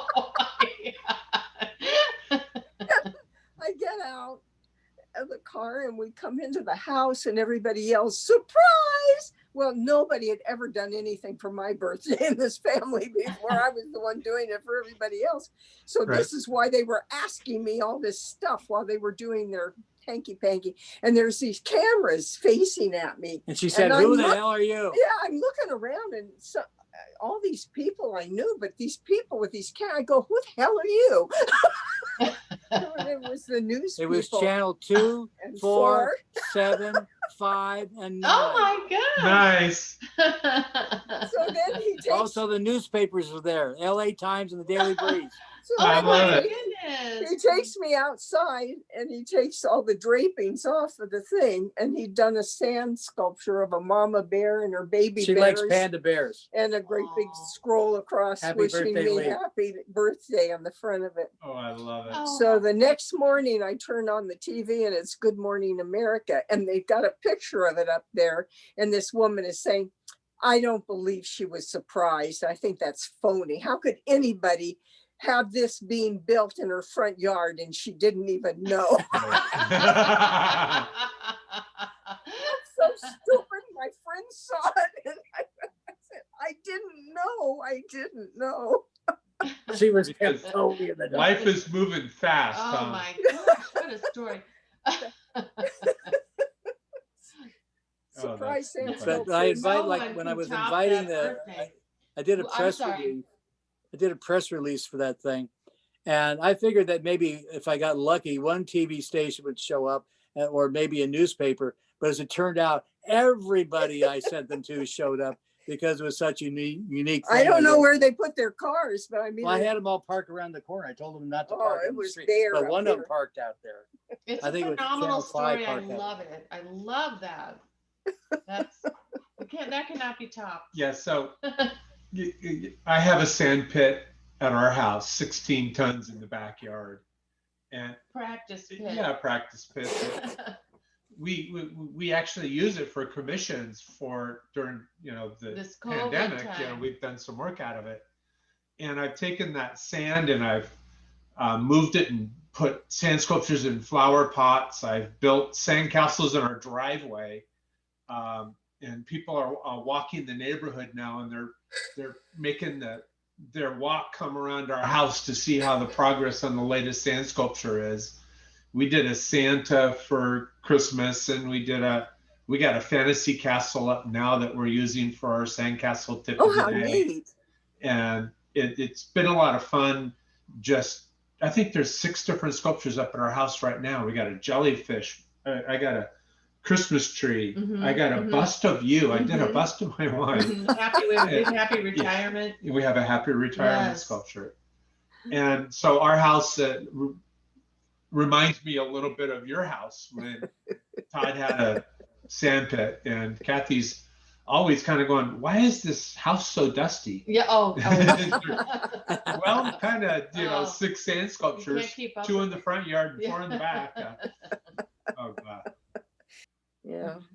Okay, so I'm trying to think where we take this next. We've talked about To the cutting room. to the cutting room. Well, we can always edit pieces out if we want. But I remember working the last project I worked with you, Todd. I remember you asked Kent and I to help you, and Lee, and we helped you with the grand opening sand sculpture you did for the Annenberg Beach House. Oh yeah, in Santa Monica. Right. And it was actually, I think, San Francisco architecture inspired sculpture. Do you remember that project? Oh yes, yeah. It was a Victorian house, and what you didn't know about that is that all that sand had to be imported from the beach. Remember the clams and stuff we were bumping into? Because I went down, I was having them scoot the sand, but they dug in too deep, and then some of that sand was kind of cruddy, but most of it was pretty good. Yeah, and it turned out to be pretty nice. I think I have a few photos from that one I might be able to populate. Yeah, I don't have any photographs of it at all. One of my favorite stories, and I just remembered it, was the workshop that we did for Nike. And you had hired me to help. And Nike was down at, I think it was, you know, one of the West Side beaches, I'll say Santa Monica. Venice? It was Venice. Could have been Venice. And it was the worst storm, 40-mile-an-hour winds. And they said, we're going to do this even with the bad weather. And we built this castle in the most severe wind, and they were trying to play volleyball, and the wind would blow the volleyball down the beach. And and I think that was one of yours. I don't know, back around 2008, 9, 10, somewhere back there. And well, we just did one in New York a couple of years ago, and it was outdoors and it snowed. So if you think the wind was bad, we were out under a tent in the snow with heaters, and then it developed a big crack, went up at the top. Well, actually, the sculpture froze. Wow. You know, because on the last day we had to take the tent away because I had a heater and tent inside the tent, so it wouldn't freeze. But then they wanted to take that away, and when they did, the sculpture froze, had a bunch of cracks, and everybody was like, "Oh my God!" And I said, "Just don't push the sand in, just touch it up, and we'll just see what happens." A few minor things fell off, but everything else stayed up. But it was cold. Oh, it was. You know, what about like the water inside the sand and the expanding and contracting, when or what? Water freezes, it expands. Yes. Yeah, that's what happens. Wow. Because when you have, if it's capillary, there's like around 20% water in the sand. You know, if you're like down the beach, if you dig down, it's like dry, and then you find a little where it changes color. That's around 0.5% to 1%. You keep going, you get like 2 or 3%. But there's not that much water in that. But there's if you take even that sand and freeze it, it wouldn't be much in the way of cracks, but it would crack. But the stuff we had there in New York had a lot of water in it. Yes. So that's why it cracked so much. But by the way, when you ask questions about what else to talk about, there is a couple other things I think are important for sand sculpture. Certainly for me, I look at myself as like just a peg in the world of sand sculpture, just not like the beginning, the middle, the end, whatever. I'm just a peg moving along a line. But like Michelangelo did the Pietà out of sand prior to terracotta and then marble because he couldn't afford the paraffin, mock-up. When I was in Rome reading about that, I saw that. And Ramses II, like 1500 or 1200 BC, had his master builders build temples out of sand to check the alignment of the sun and the Nile, so that, runs it back to there. And like the first, hominid that put his foot in the sand, walking erect and then looked at it like, wow, that's interesting. That was actually a sand sculpture, but that's human, going back to the beginning. But sand sculpture goes back millions of years before humans were even around. If you look up the Pacific pufferfish, they do these exquisite sculptures. I mean, have you seen them, Greg? Yeah, I sure have. I have not. They do these like radiating things. I can't wait. We have to put that up. Yeah, we have to put that up. We can find it on the internet. They are absolutely incredible what they do. The male does to attract a mate. Yeah. For breeding purposes. But there's also another fish. It's called a convict fish that builds sand houses for its young, and the adult never comes out, and the young bring them food. Because they basically they excrete the stuff that kind of glues it together, but they're like little sand houses. They've been doing this stuff for millions of years. And like termites in Africa, and it's like sandy loam, but they build these things. They even have air conditioning. Termites invented air conditioning, along with like ants to the grass cutter ants. Make these beautiful sculptures. Their tunnels, and they actually when they cut the grass, they do not eat the grass. It grows fungus. They eat the fungus, and then because they get CO2 poisoning, they have all this ventilation system in there. I mean, animals are absolutely. I love this. Oh my gosh. So just in case any sand sculptor feels like there's something special, then let that be a lesson. That's right. I remember a lot of research has gone into this. I remember being just moved to Southern California in 1983, and I met Todd in Huntington Beach, and I don't think Todd remembers this, but I do. Well, but did you invite yourself? Did you just walk over? I showed up to Huntington Beach to compete in the Sandcastle competition. I had my bucket and shovel, and I'm going to sign up. And as I'm walking onto the beach, there's this big castle and beautiful doors and stairways and architecture. And Todd had been working on it for 2 days, and had form work and all that. I'd never seen anything like it. And I went over and started talking to this guy. This guy was Todd. And he said, come join us in next weekend at Corona Del Mar. I'm doing this unlimited thing. And we're going to build something big. Okay, Todd. So that one contest and that meeting and me going the next time to Corona Del Mar started my odyssey in sand sculpture. And it was the inspiration of seeing the work Todd was doing that took me to another level, if that makes any sense. Yes, absolutely. All I knew how to do is flip a bucket upside down. What's Rusty's last name? Yes, and I think that's Crawford. what we're trying to get Crawford? to is that. Yeah. Crawford. Crawford. No, not Crawford. Crawford. Rusty. You know Rusty? I do know Rusty Crawford. Yes. Yeah. Was he there? Yeah. Too? No. Well, he worked Rusty on he worked on the New York one with us, and he was telling me that he saw something that Todd had done at Pacific Beach, or was it Imperial Beach? At Imperial Beach, when he was like 11 years old, and he decided he wanted to do that. It was so cute when he was telling me about it. Yeah. Well, but Todd and how did this get started? Because it's like an industry was developed with the forms, the change in how the art was done, forms, heavy equipment.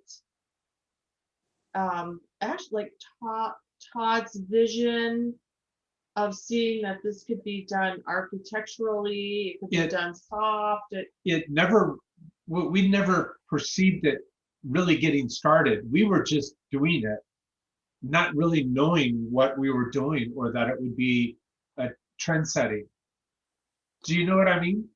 Oh, Yeah, no, but I know what you mean, but it's like, sand sculpture there's a lot of things that have happened. It's like sand sculpture falls into two categories, AP and BP.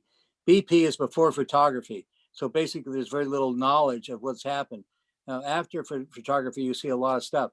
But there was a guy named James Taylor who was back in Atlantic City in the late 1800s, early 1900s, who did a lot of sand sculpture in Atlantic City. And there were other people, the Spagnola brothers started there, came out to Long Beach here and, build sand sculpture. But a lot of these people, they were doing it just for the love of doing it, and nobody knows who they are. There was a guy in Australia who in the middle of the last century was building, sculptures in Australia, kind of in the outback area. And he would just build them and then leave them. But because they were in the hard stuff, they would tend to stay for a while. I've seen a number when I was down in Australia, seen a lot of photographs of them. So there's a lot of people that have done things that nobody is aware of. Again, that's BP, where there's photographs of them. Yes. But there's a lot of people that have done it before, photography, that it's just, it's like this, you have to have almost faith in human nature that people would have, pursued these things. I mean, Michelangelo doing the Pietà out of sand, did he just do that off the top of his head? No. There had to be other people building sandcastles that he saw to then, implement that into his work.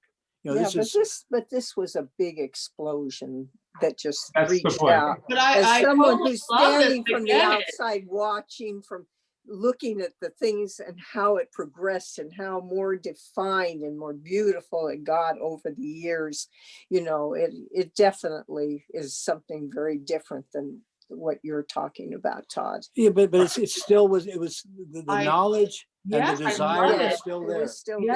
Yes. And the thing I recognize about Todd with sand sculpture is I think it has to do with his feeling of impermanence in terms of himself and living in a disease, that can take you any minute. Is that's a drawing factor for him with sand sculpture, number one. And the second most important thing is that, he's a great artist too, but he has a tendency of doing things for a period of time, and he does it till he does it to death, and then he's not interested in it anymore, and then he goes and does something else. Yeah, except for sand sculpture. He'll probably do it on his way to the grave or something, but nevertheless, that's the one thing that is remained permanent. But the one thing he hates is people loving art because it's worth money, or they want to invest in something and think someday it's going to be worth something. And he loves the fact that sand sculpture is an art that people have to just enjoy for the moment. And there's no money involved in it. It's just yours to enjoy for this second, or take a picture of it to enjoy later on, but then it's gone. And I think it really fits into it's ephemeral his personage. Yeah. Were you down in Africa with him? No, I did not go to Africa. It sounds like an adventure. He has a neat story about Nelson Mandela. Nelson Mandela. Okay. When I got down to South Africa, Nelson Mandela had just been elected president, and the white hierarchy was still kind of doing all the marketing and all that kind of stuff and trying to present, doing the PR things. And, I was going to do what's known as the Big Five, the main animals in South Africa, along with Nelson Mandela in the piece, and he was going to pose for me. And I thought, okay, well, that sounds great. So I get down there, and they give me this drawing. Normally, I just did everything out of my head. I didn't use drawings. So they give me this drawing, and it has Nelson Mandela sitting on a throne with a robe and a crown, like he's, the Jungle King kind of thing. King of the Beast. Yeah. And I thought like, oh, this is really presumptuous crap. And I said, well, wouldn't it be better, And they go, no, this is all set. It's done. And so I go, okay, I mean, they're paying the bill. And if this is what Mandela wants. So Mandela comes down this escalator in this Carlton Place that's down there. And, I'm looking at him, and his face is was like a walnut, very, it just had a lot of character in it. And I'm looking at what he's doing. It didn't matter who he looked at, busboy, businessman. He had the same kind of look and sparkle in his eye. I thought, this is a neat guy. And he comes down, he walks up, and they hand him, this is what we're going to do. They hand him the drawing, and the life went right out of his face, because he didn't like it at all. And so I said, and he was introduced to me, and I said, Mr. President, what's the most important thing? And the life came back in his face, and he said, the children. I said, how would you like to be in the piece and be teaching some children out of a book? He said, oh, I like that very much. And we totally changed made a lot more work for me, but I didn't care. And so, he stayed there for like 3 hours posing, and I sculpted him and a couple of kids. But, nice. And it, turned out a lot better too. Yeah. Better connection. How long would a piece like that take? That we were there for 2 weeks. Yes. It's like a 2-week piece. Very involved. Mm-hmm. Well, because it's like, it was about 15 feet tall. It was a 20 by 24 foot box, and had elephant, rhinoceros, lion, cheetah. We actually put more in. We had monkeys in there. We had all kinds of animals we put in. But there was another thing that happened in South Africa though too. There's what I call first tier, second tier questions. First tier questions, like if you're in New York, it was like, how much does this cost? If you're in California, it was like, how do I get into this? Second tier questions were more like kind of oddball questions, like how do you do it? Just more nitty gritty. In South Africa, it's like, can I have that cardboard box? Can I have that board? Because unemployment in South Africa at that time was 55%. Yes. Yes. And I actually, I talked to the marketing people, because some of the guys, I actually had 3 Zulu guys come in and volunteer on the project. And I taught them how to do sand sculpture. Because they wanted to learn how to do it. Told not to walk outside the hotel. Well, off the property. Was it safe? Because it wasn't safe, right? Wasn't safe. Well, they had on Carlton Place. I mean, I did some checking and research. They had 166 security personnel. There was military all the way down to plainclothes undercover. All of them armed. The guy that built our sandbox had a 9 millimeter on his hip when he started doing the box. So they're right. He was built. I asked him some questions. His mother had been killed a year before, taking receipts because he had a contracting firm to the bank. I'm glad I didn't know that before he went. But right. Went across the street anyway, and they wouldn't allow us to go at the corners, but there was a center point where you could go to this little market area. Walked in there, and but it was like just. And every night we went to sleep, you could hear gunfire in the hotel. Mm-hmm. So I guess that's a trip I'm glad I missed. I would just go to all of that, right? What? So has elements of this. Yeah, yes. it does. So Africa, it sounds like an amazing place to be. This is South Africa. Yeah, South Africa. I get it. And during turbulent times. Let's see, we're hitting pretty close to 2 hours. How you hold now? How you hold now? Is there anything else that you want? He's in heaven. He's in heaven. We can always do part 2. I'm just getting going. Yeah, just getting going. Is there anything that we didn't cover?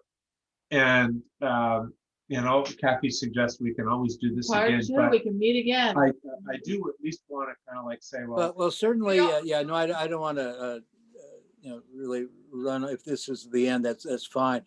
But the one thing I told you about the DVD I have. If you want to let people know about and we should that, talk about your website. but I'm not trying to push that. But I think it's a helpful tool to anybody who is interested in sand sculpture, even if they don't know anything. And it was a professionally done DVD. You've got a copy of it, I know.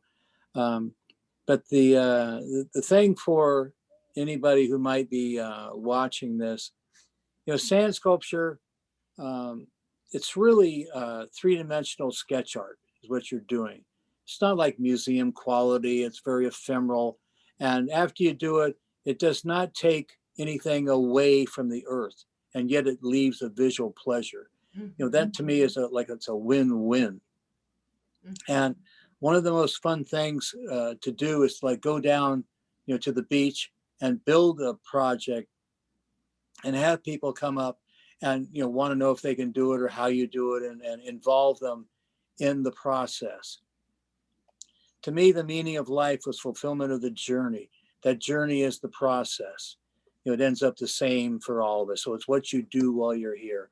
And the more information that you, I think, are passing on to others, if it has value to them. In other words, when you build a project, they can look at it. It's not like you're trying to push it on them. It's like they look at it and they go, wow, that's interesting. I want to do that.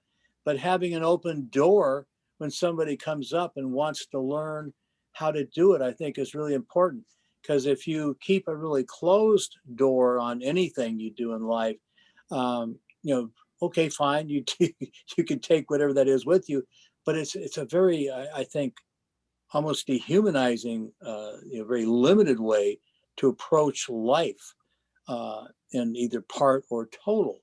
And sand sculpture is one of those things I think transcends, that activity, because it has so many, positives.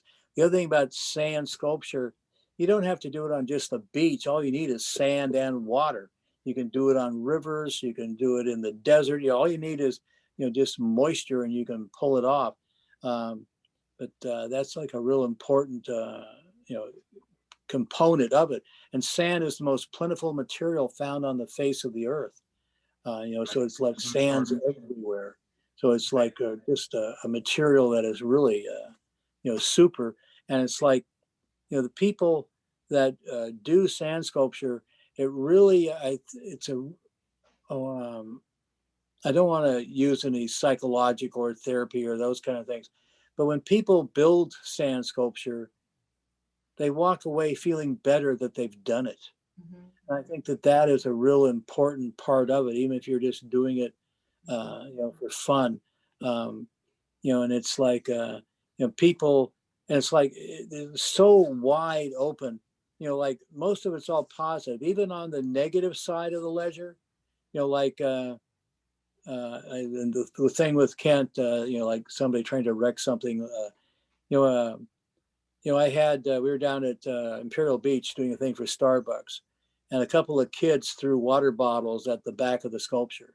It was very compact. They didn't really do anything, but still, if it would have hit somebody, the bottles were full. And, I was chasing them down, and the marshals caught them and took them over. And I went over and I said, is it okay if I talk to these two guys? And I asked them, I said, why did you want to do that? And they didn't really have any reason. It was like just to wreck it. I said, whenever you wreck something, you might wreck that, but you also diminish yourself. When you destroy anything, you diminish yourself. It's much better to build than take away. And the marshal thought I was going to, like, I guess, say something really nasty to him or whatever. Right. And you wanted to be philosophical and teach a lesson. Yeah. Well, it was like, well, there was a funny thing that happened after that, because at the end of the project, the marshal really said, that was really great. He thanked me later. And then when we had to leave, because I had my dually truck with all the forms and whatnot, there was like thousands of people in the road and we couldn't get out. Everything was blocked. And so I asked the marshal if he could help me get out.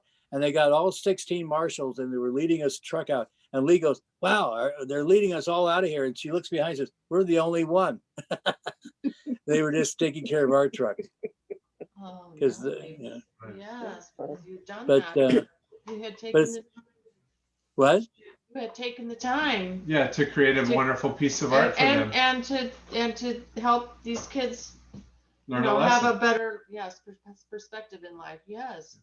Yeah, and it's like most people when they are doing things which are thinking about things which are, you know, destructive. It's like there's like not much real thought process there because they don't have, they didn't really start in from a good place to begin with. And so Right. there's like a lot of peer stuff when you get groups together. Yes. When these negative things happen, Yeah. if you can get people to look at what they're doing. I did a sand sculpture project for the state of California where, you know, they wondered if I wanted to use the inmates for the shoveling. And I said, sure, bring them on down. So these were like minor, these were serious offenders. I said, I don't care. And so they had like 16, they had at least 16 of the security guys there, all armed with shotguns. And we're right on the edge of the beach in a bluff. This is up in Ventura, and had a dozen inmates. And they had them shackled both at the feet and the hands. And I went up to the sergeant and I said, how are these guys supposed to shovel shackled like this? What do you think they're going to be able to accomplish? He goes, well, yeah, I'm not supposed to let them go. And I said, do you have the, because I asked one of the other guys, is he has the power to, you know, take the stuff off. And I said, they could hurt themselves this way. Mm-hmm. And he says, well, we could take the handcuffs off. And I said, they're not going to be able to move. And, you know, the prisoners were listening. And, you know, they said, we're not going anywhere. I said, where would they go anyway? We're on the edge of the ocean. They also had 2 police boats out there.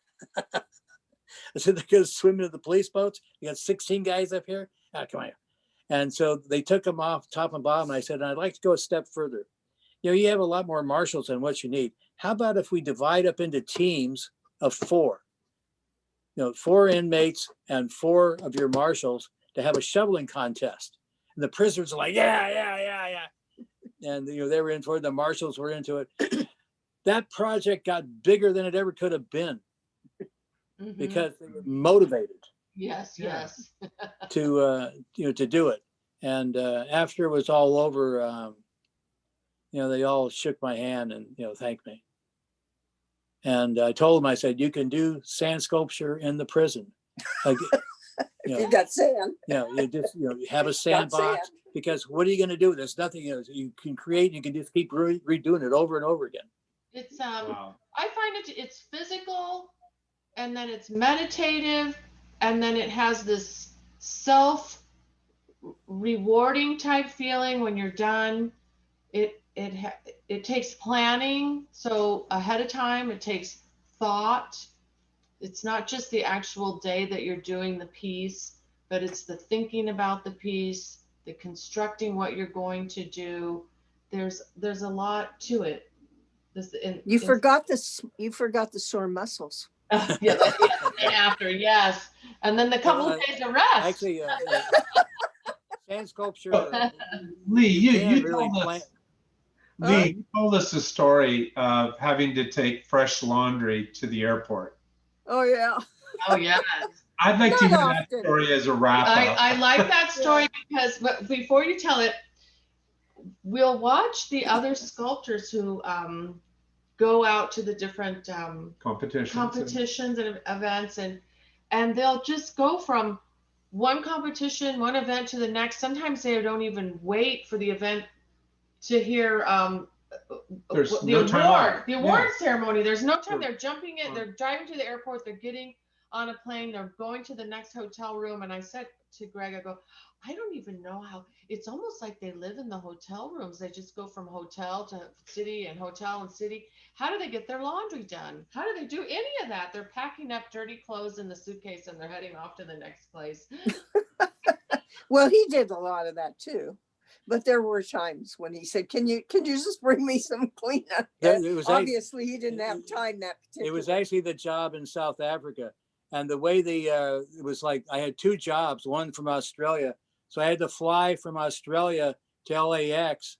And the next morning I was flying out at like, you know, right away. And so I had to drop off my dirty laundry because I didn't have time to pick up the clean laundry to then fly to South Africa. So basically I'm going around the world, flying, and that was like a real thing. For an LAX, just long enough to get laundry.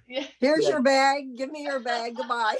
Trade bags. Yeah. I'm wondering, did you meet him where you pick up your luggage, or up the back in upper the day, concourse and the lower concourse? Remember, back in the day, you could go walk anywhere. That's true. There was no TSA checkpoints. Yeah, you could walk right Yeah. in. But by the way, Kathy, I have one thing for you. Like sculpture, you can do it, really plan it out, very detailed, or go all the way down to be totally spontaneous. I have a spontaneous story. I was doing watercolors. This was before I had met Lee, and I was walking along the beach in California just doing watercolors. And there was a real beautiful day, and the tide was just right. There was this sandbar, deer down, and walking in the water because there's a river down there. And I thought, like, this is a great time to build a sand sculpture. So I walked out and I started building this cathedral.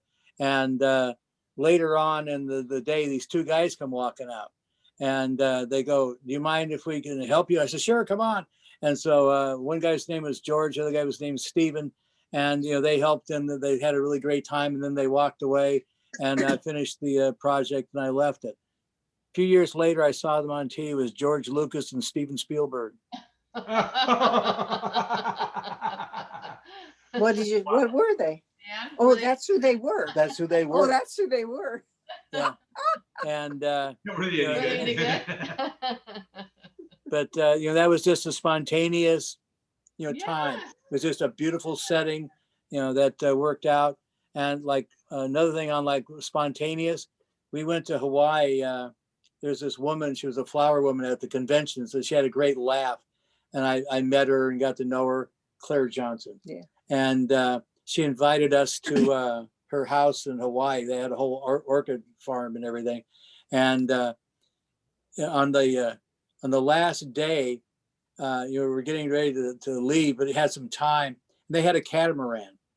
And so, I said, "Well, where's my tools?" Come on, we're going to take a boat ride. And we went out towards China Hat on Oahu, and we're going out, and I'm going like, "Where are we going?" She says, "Oh, don't worry, don't worry." And all of a sudden I see these little sandbars popping up out of the ocean. And, we moored up next to one of them, and my tools were hidden underneath some stuff. She pulls them out and built a castle out on the sandbar in the middle of the Pacific Ocean. Oh, that was the weirdest feeling. Yeah. To just stand out there in that little thing with the water all around. It was such a tiny area. And we put little sand crabs, and they go across the. Well, the sand crabs are there. They're little ghost crabs that run all over the. They go across the bridges, and the kids had a ball out there on that sandbar. Oh, what a treat! Oh Wow. Gosh, yes. Mm-hmm.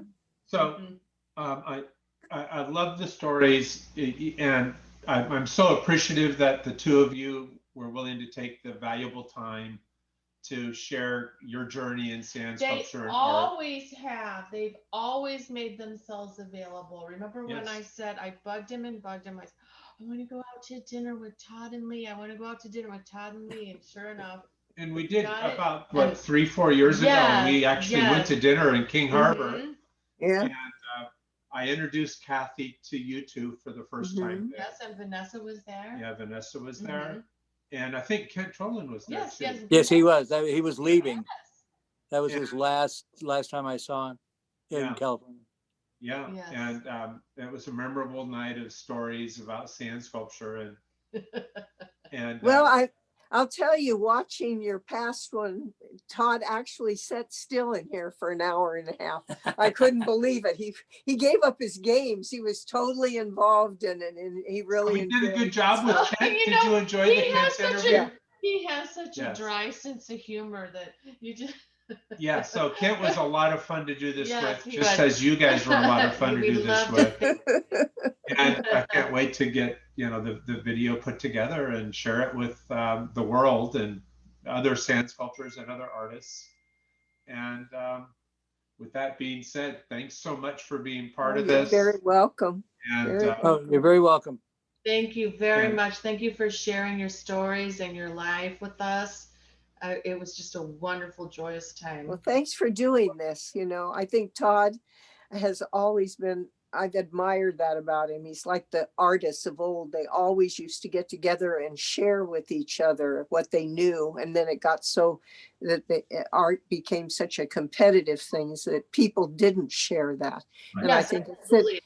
it's important for the growth of any medium to be That's able to do that kind of thing. And you're helping that.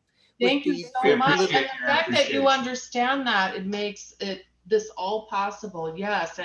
And if there's more you'd like to talk to us about, get in touch. We'll have Okay. part 2, part 3, part 4. So I always like to end our interviews with telling our YouTube audience to smash the like button, to subscribe, and to share this as a link to your friends that would be interested in learning about sand sculpture or hearing stories of artists and influencers that helped this art form go to a whole nother place. And you guys definitely were influencers for the profession of sand sculpture, and you're big influencers for us. Yes. And we're appreciative. And with that being said, sayonara. Till the Bye-bye. next Okay. interview. Bye.